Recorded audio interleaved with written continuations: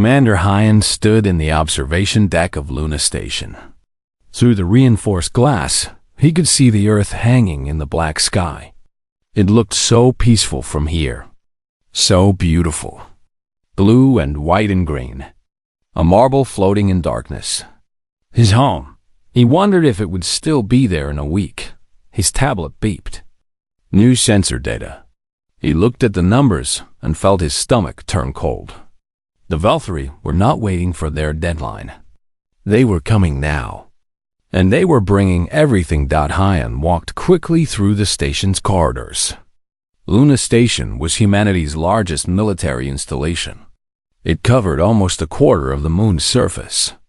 10,000 people lived and worked here. Lived here. Soldiers, engineers, scientists, support staff. They had all chosen this life, knowing that one day they might have to fight. That day had come. He entered the main command center. It was a massive room filled with screens and consoles and people working frantically. At the center stood General Hannah. She was a small woman with short black hair and sharp eyes. She looked calm. She always looked calm. Hyan had served under her for 15 years and had never once seen her show fear. "Commander," she said as he approached. "Report. The Valkyrie fleet has entered sensor range," Hyan said. He handed her the tablet. "They are not sending the force they threatened. They are sending more." Hannah looked at the numbers. Her expression did not change. 12,000 warships. Interesting. They must really want to make a point. "General, 12,000 ships. Our entire fleet is 320 vessels. Even with our defensive platforms. I know the math, Commander." Hannah handed the tablet back. "The Valkyrie think they know the math too. That is why they sent so many ships.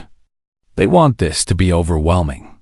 They want the rest of the galaxy to see what happens when someone refuses them." Hyan swallowed. "What do we do?" Hannah turned to face the main screen. It showed a map of the solar system. Red dots were appearing at the edge. Thousands of red dots. Moving toward the center. Toward Earth. "We do what humans have always done," Hannah said. "We survive. By any means necessary." She raised her voice. "Lieutenant Sue, open a channel to all stations. This is a priority alpha broadcast." A young woman at a communications console nodded. "Channel open, General."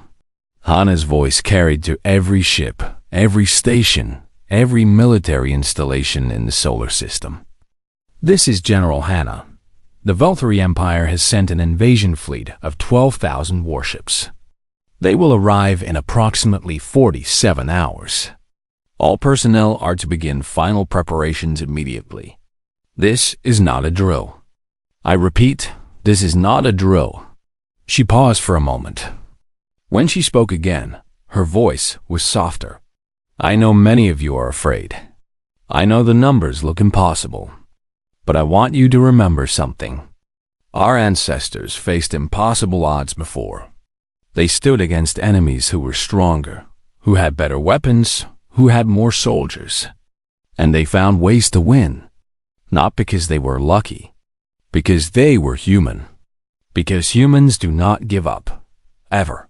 She ended the broadcast. The command center was silent for a moment. Then everyone returned to their work. There was no panic. No crying. Just people doing their jobs. Preparing for war. Hyan moved closer to the general. He spoke quietly so others could not hear. "General, what about Protocol Omega?" Admiral Yuna received authorization. Hannah nodded slowly.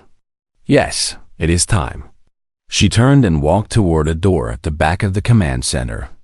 "Come with me, Commander. There is something you need to see." They walked through corridors that Hyan had never seen before. Down elevators that went deeper than he knew the station went. Finally, they reached a door made of metal that was 3 feet thick. Hannah pressed her hand against a scanner. Then her eye. Then she spoke a code phrase. The door opened. Inside was a room that was mostly empty.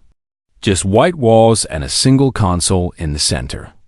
But the console was connected to cables that went down through the floor. Thousands of cables. What is this place? Hyan asked. This is the control center for the sleepers, Hana said.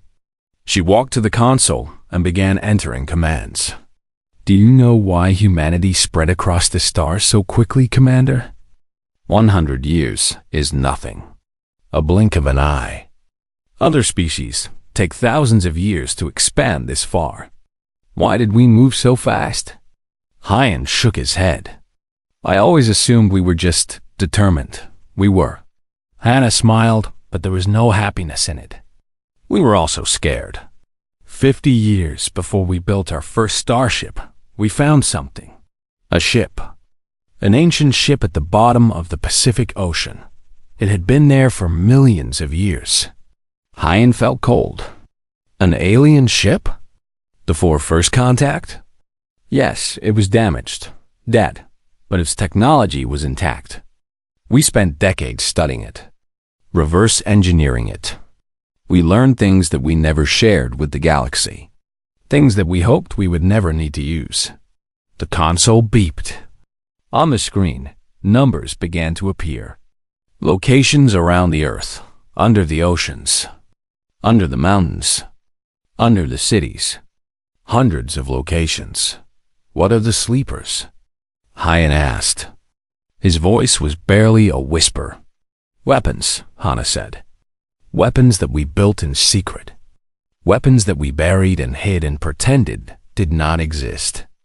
Because if the galaxy knew what we could do, she shook her head. The Velthari think they are coming to conquer primitives. They think this will be easy. They are wrong. They are very wrong. She pressed a final button. Around the Earth, beneath the ground and beneath the waves. Machines that had waited for decades received their signal. Power cores that had been cold for years began to warm up. Systems ran checks. Weapons came online. Humanity had been preparing for this day since before Hyan was born. Before his parents were born. They had smiled at the galaxy and pretended to be weak. Pretended to be young. Pretended to be harmless. The pretending was over. The sleepers are awake, Hana said. Now we wait. And when the Velthari arrive, she looked at Hyan. Her eyes were hard. We show them what humanity really is. Hyan looked at the screen, at the hundreds of locations lighting up around his home world. He thought about the peaceful blue marble he had seen from the observation deck. He thought about his family in Seoul, his sister in Tokyo, his friends scattered across the system. General, he said, will this work? Can we actually win? Hannah was quiet for a long moment. I do not know, she admitted.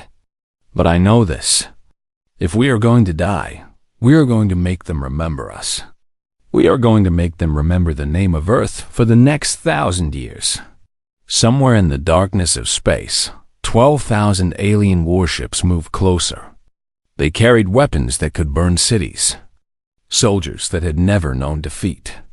Commanders who believed victory was already theirs. They had no idea what was waiting for them. Admiral Yuna stood at the center of the command bridge. Her hands were folded behind her back. Her eyes watched the massive screen that covered the entire front wall of the ship. On that screen, she could see the Velthari diplomatic vessel. It was a beautiful ship, silver and gold, curved like a seashell. The Velthari built everything to look beautiful. They believed ugly things had no right to exist. Yun thought about this as she waited for the connection to open. The Velthari had controlled this part of the galaxy for 3,000 years. They had conquered over 200 species. Some they kept as servants. Others they simply erased. They did not like competition. They did not like anything that challenged their idea of perfection. And now they had come to Seoul, to humanity's home. The screen flickered. A face appeared. It was Lord Veshan, the Velthari High Ambassador. His skin was pale blue. His eyes were large and completely black. He had no nose, only 2 small slits. His mouth was thin and turned down at the corners. He looked at Yuna like she was an insect that had landed on his food.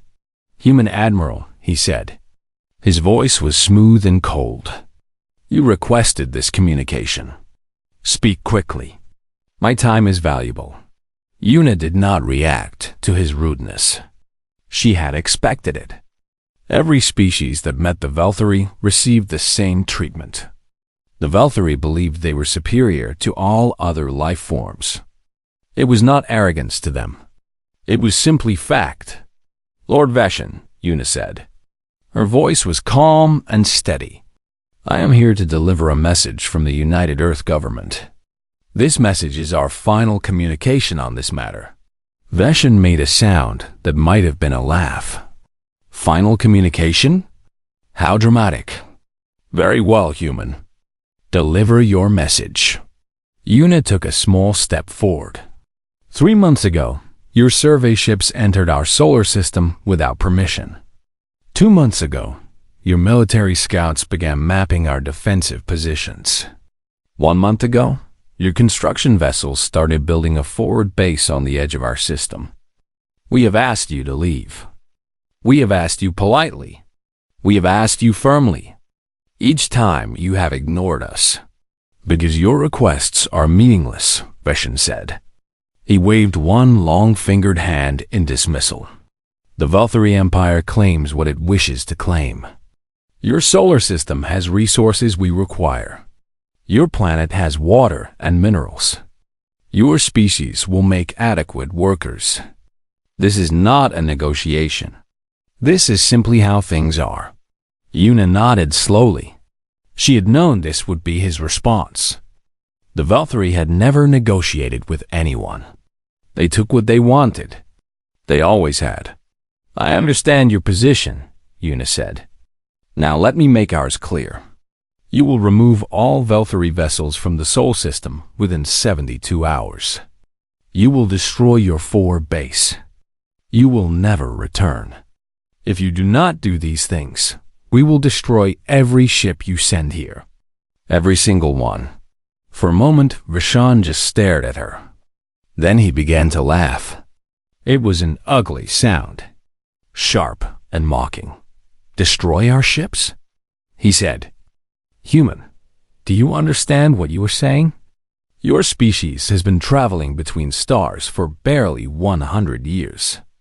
You have a small fleet of primitive vessels. Your weapons are toys compared to ours. The Velthari have conquered civilizations that were ancient when your ancestors were still living in caves. I am aware of your history," Yuna said. "Then you are aware that your threats are empty," Veshin replied. "We have studied your defenses. We have counted your ships. You have perhaps 300 combat-capable vessels. We can send 10,000, 20,000, however many we need. Your destruction would take us a single afternoon." Yuna remained still. Her face showed nothing. "Is that your final answer, Lord Veshan? You refuse to leave?" "I do not refuse," Veshin said. "Refusal implies you had the right to make demands. You do not. You are insects. You are dust. You are nothing. In 3 days, our fleet will arrive. In 4 days, your planet will belong to the Empire.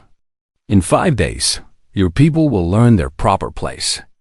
On their knees, serving their betters." Ambassador Tay stood at the side of the bridge. He was an older man with gray hair and tired eyes. He had spent his whole life trying to find peaceful solutions to problems.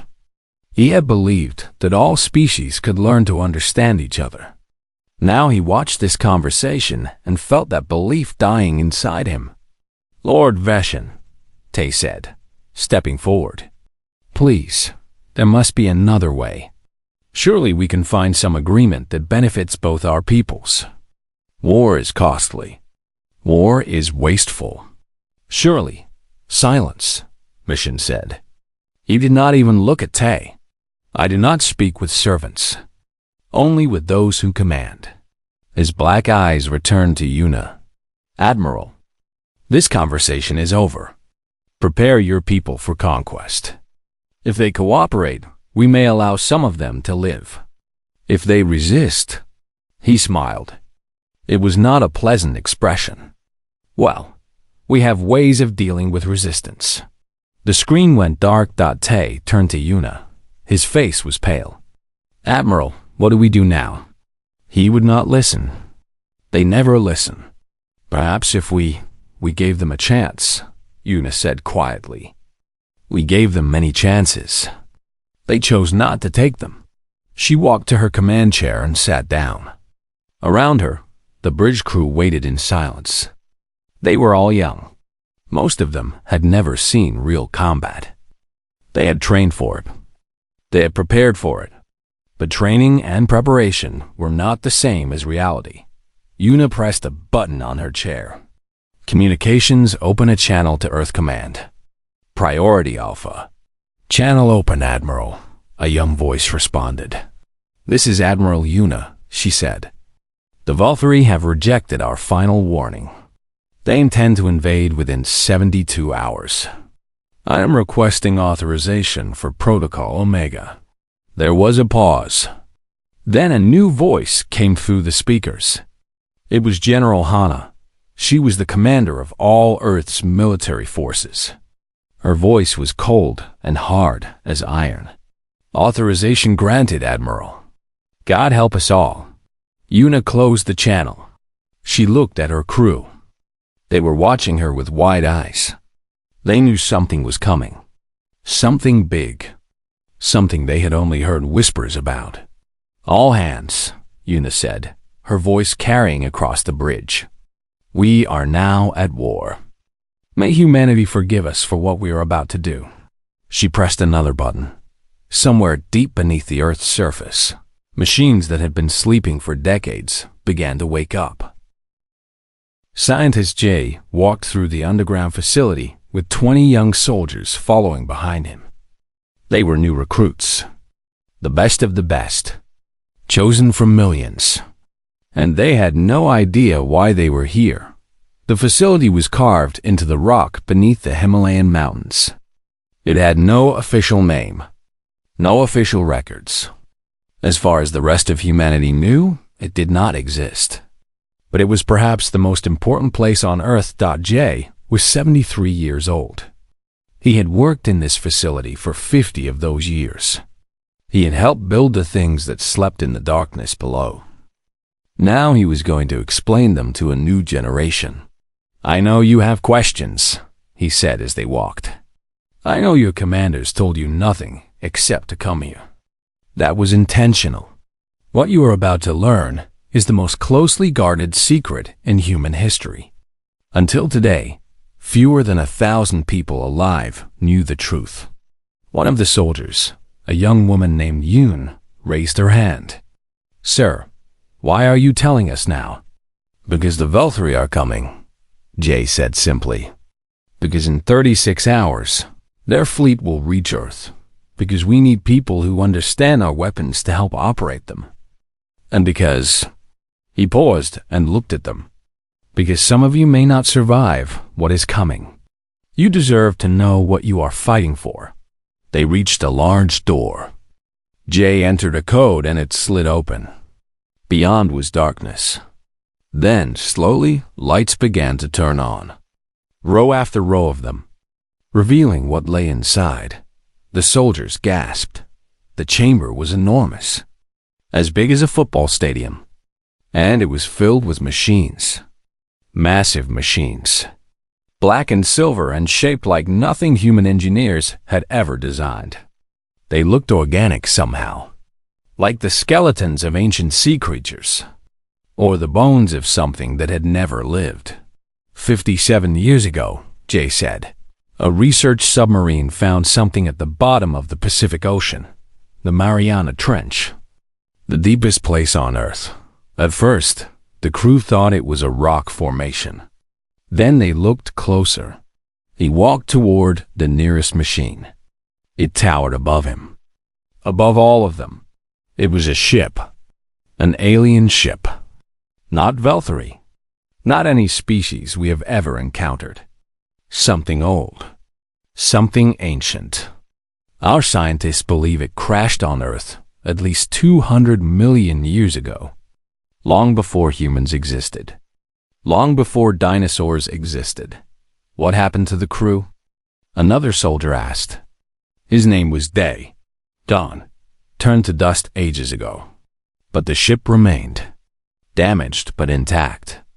And inside, Jay ran his hand along the smooth surface of the machine beside him. Inside we found things. Technology that was millions of years ahead of anything we had ever imagined. Weapons that could tear holes in space itself. Power sources that seemed to run forever. Defense systems that could stop anything. Stared at the machines around her. We built these from that technology? Yes, it took us decades. We did not understand most of what we found. We still do not understand all of it. But we understood enough. Enough to build these. Jay's voice was heavy with emotion. We called them sleepers because that is what they do. They sleep beneath the ground. Beneath the oceans. Under cities and mountains and deserts. Waiting for the day when humanity would need them. Why keep it secret? They asked. If we had weapons this powerful, why hide them? Why pretend to be weak?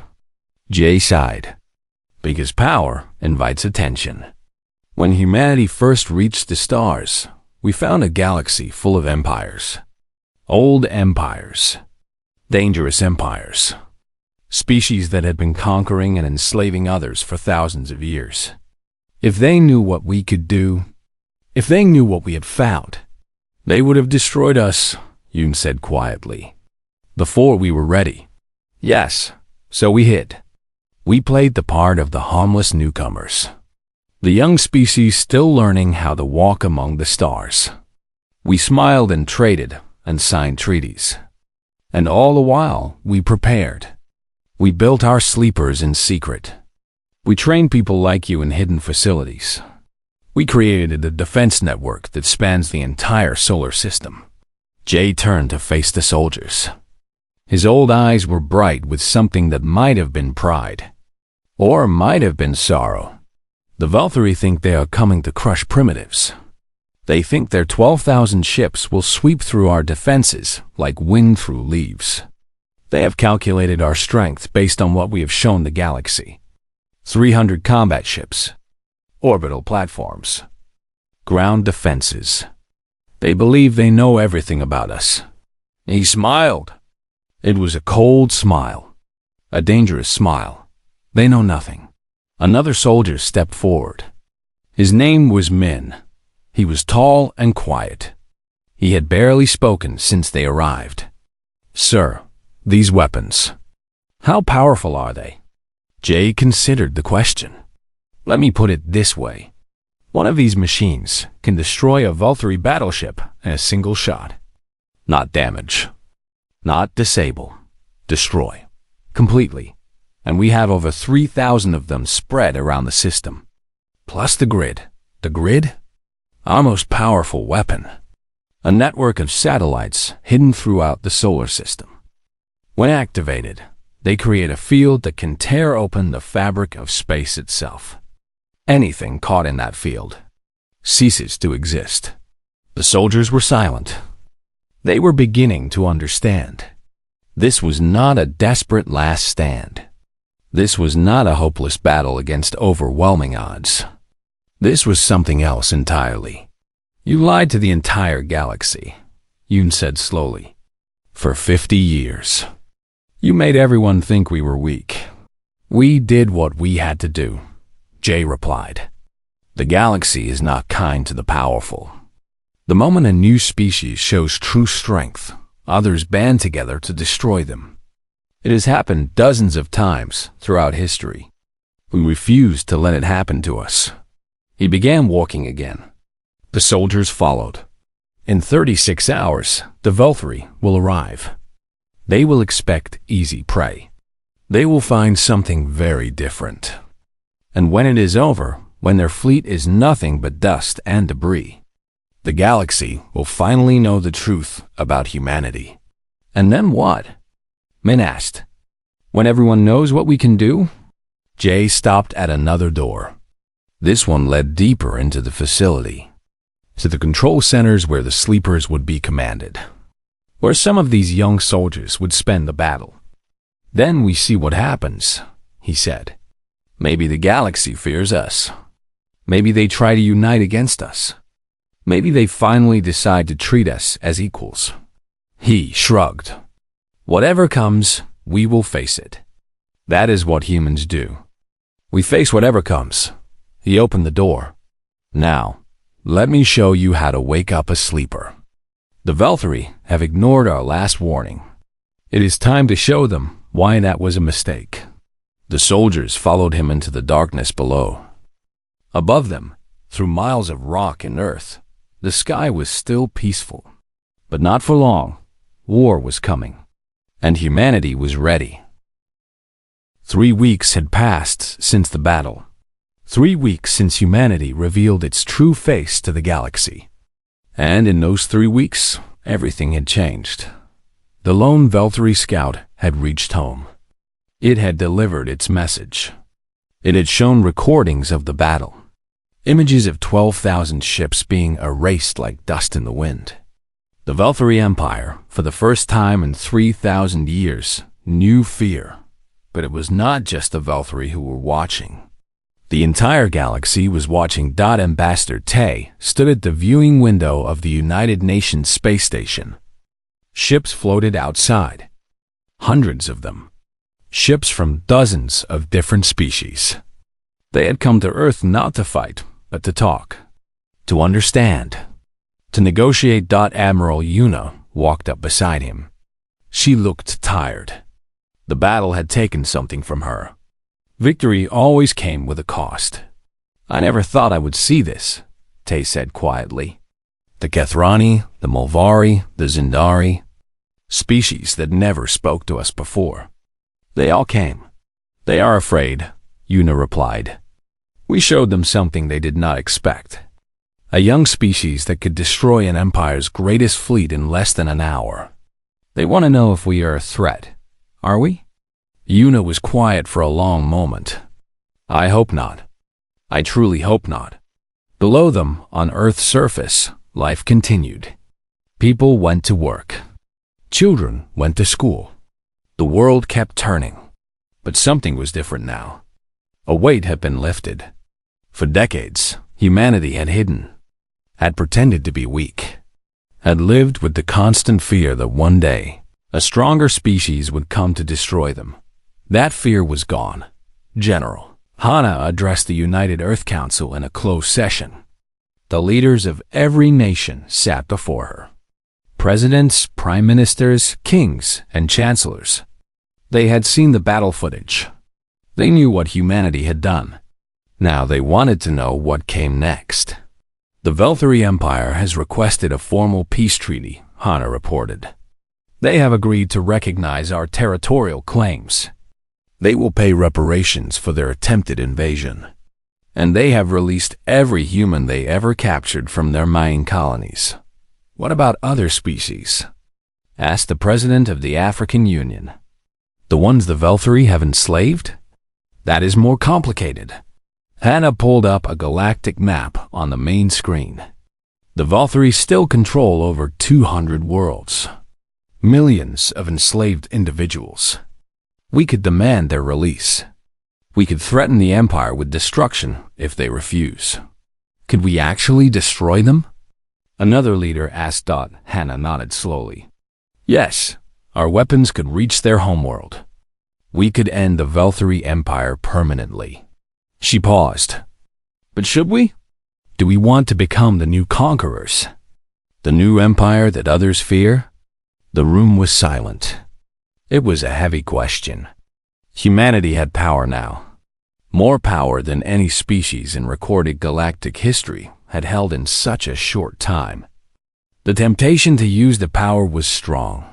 Finally, the Prime Minister of Japan spoke. We did not build those weapons to conquer. We built them to survive. Perhaps we should remember that. Scientist Jay was also thinking about the future. He sat in his laboratory beneath the Himalayas. The sleepers had returned to their resting places. The grid was offline. The battle was over. But his work was not finished. A young soldier entered the lab. It was Yoon. She had survived the battle. Many of her fellow recruits had not. She looked older now. War did that to people. Dr. J, she said. You wanted to see me? Yes, please sit. He gestured to a chair beside his desk. I wanted to thank you. You performed exceptionally during the battle. You saved many lives. I did what I was trained to do. You did more than that. Jay leaned back in his chair. The technology we found, the ship at the bottom of the ocean, we still do not understand most of it. There are systems we have not activated. Weapons we have not built. The ship itself is still down there, waiting. Yoon felt a chill. What are you saying? I am saying that what we showed the galaxy was only a fraction of our true capability. And I am worried. Jay's old eyes were troubled. Power corrupts. History has shown this again and again.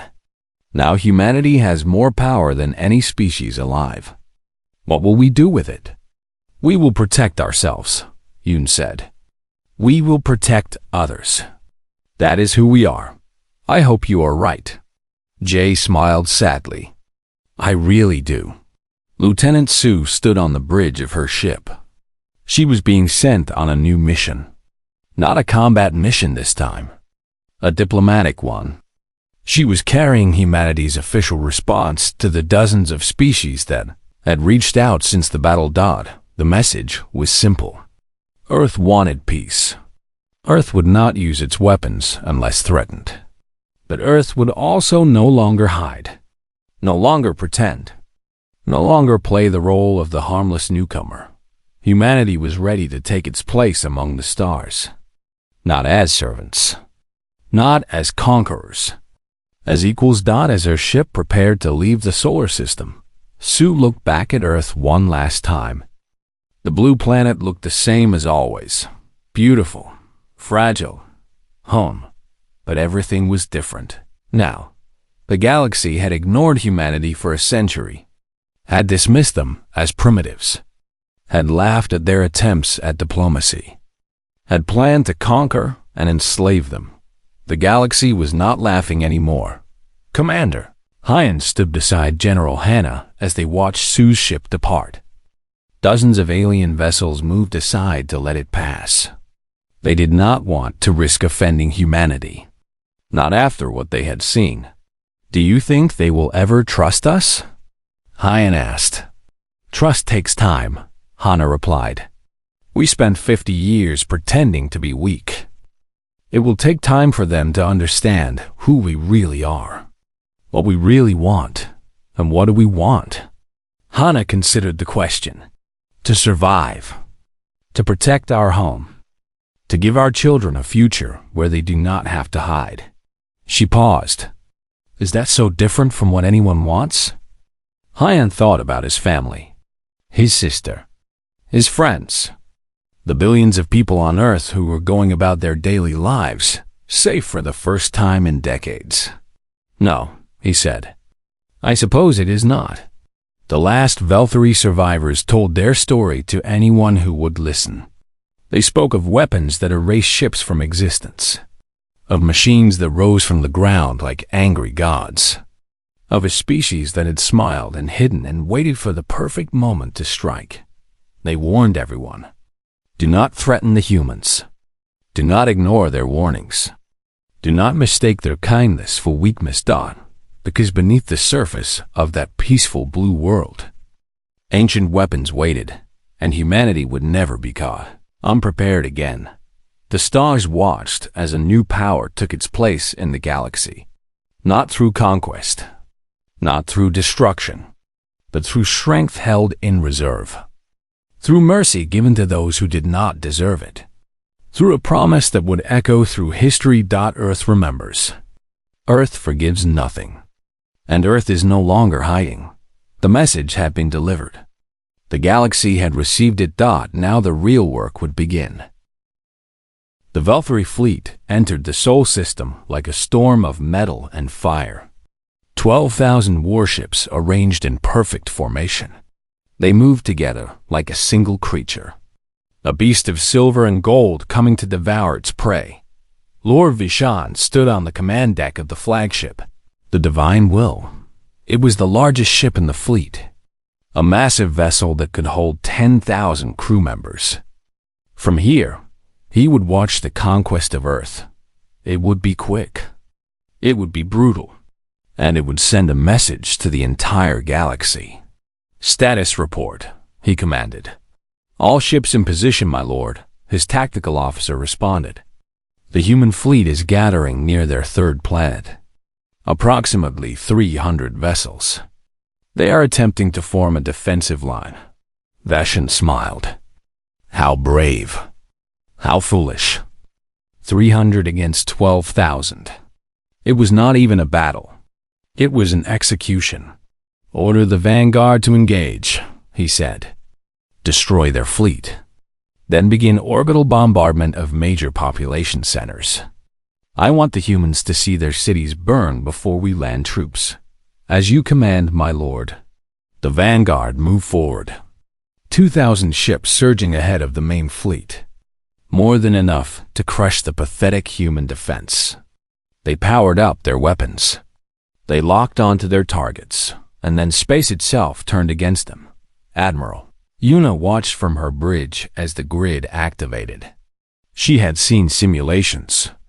She had studied the theory. But nothing had prepared her for the reality. Lines of light appeared across space.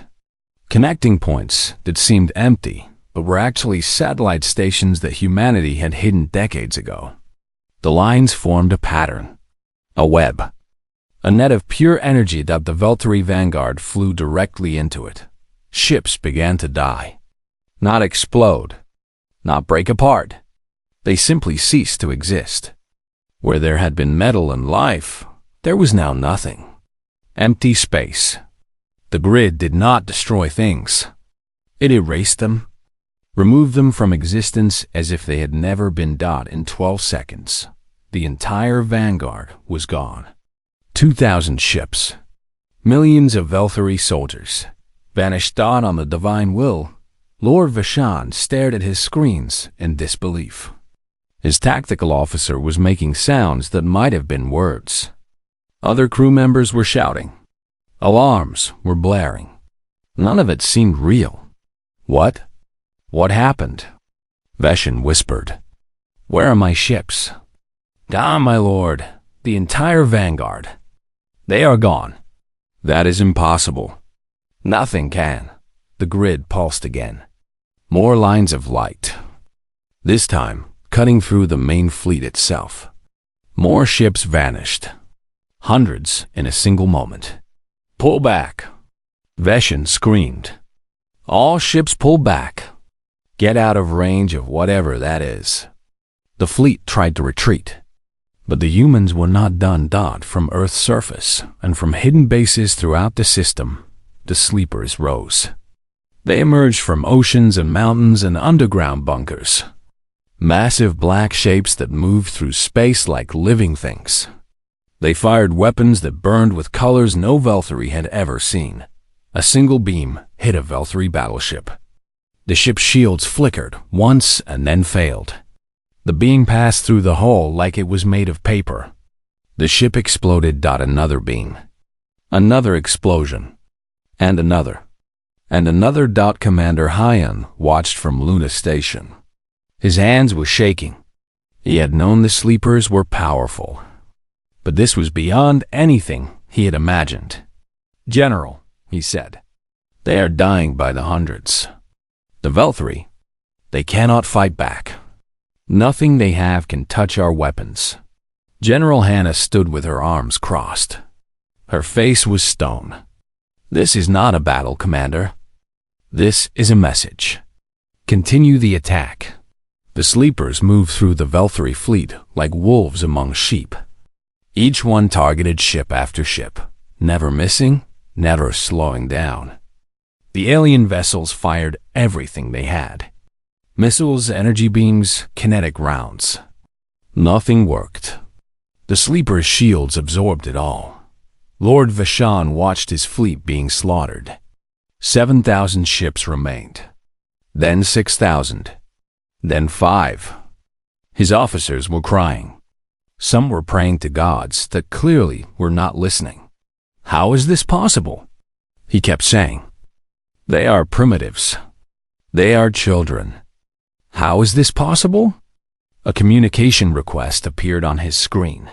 He accepted it with numb fingers. Admiral Yuna's face appeared. She looked exactly as she had during their diplomatic meeting. Calm, cold, controlled. Lord Vashon, she said, you were warned. You chose not to listen. You lied to us. You hid your true strength. This is deception. This is survival, Yuna interrupted. Your empire has conquered over 200 species. You enslave entire worlds. You murder billions. Did you think no one would ever fight back?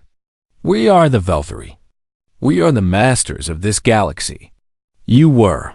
Yuna's voice was soft, almost sad. We gave you a chance to leave peacefully. We gave you every opportunity. You chose to ignore our warning. Now you face the consequences. On the screens, more ships exploded. 4,000 remaining. 3,000. The grid pulsed again, erasing another section of the fleet. This is not war, Vashon said. His voice was breaking. This is murder. Yes, Yuna agreed. It is exactly what you intended to do to us. She ended the communication. The battle lasted 17 minutes total. When it was over, 11,999 Velthary ships had been destroyed. Millions of soldiers dead. The greatest fleet the Empire had ever assembled, reduced to scattered debris floating in the void. One ship remained. A small scout vessel that had hung back during the attack. It had been deliberately spared. Lieutenant Su guided her ship toward the scout. She did not fire. She did not need to. The Velthary inside had watched everything. They had seen their entire armada erased. They were too shocked to fight. She opened a communication channel. Velthary vessel, she said. You will return to your empire. You will tell them what happened here today. You will deliver a message from the people of Earth. There was a long pause. Then a shaky voice responded. What? What message? Sue looked at the notes in front of her. The words that General Hannah had written. The words that would be carried across the galaxy. Earth remembers, she said. We remember every species you enslaved. Every world you burned. Every life you took. And we forgive nothing. Go home. Tell your masters. If any Velthary ship ever enters our space again, we will not stop at your fleet. We will come for your worlds. We will come for your empire. We will end you. She cut the channel. The scout ship turned and fled into the darkness, running home to deliver humanity's message to the stars. Behind it, Earth floated in space, peaceful, beautiful, blue and white and green dot, and now, finally, feared.